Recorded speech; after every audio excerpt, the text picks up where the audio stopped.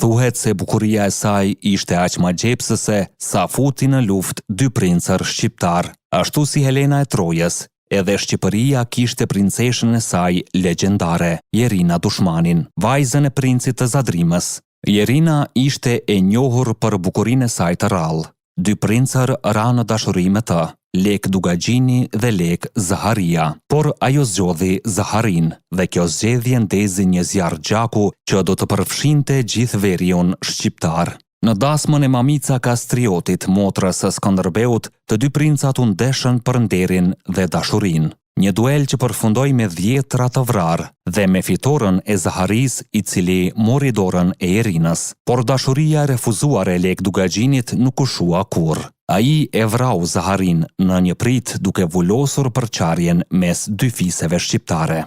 Jerina, e mbetur pa të dashurin e saj, u tërhoq nga jeta dhe vdiq si murgesh në Sardenjë, duke lënë amanet që trupi i saj të prehej në danjë pranë varrit të dashurisë së saj të përjetshme. Një princesh shqiptare që hyri në histori sepse për dashurinë e saj u luftua si për një mbretëri. Ne jemi histori epike, aty ku e kaluara rilind.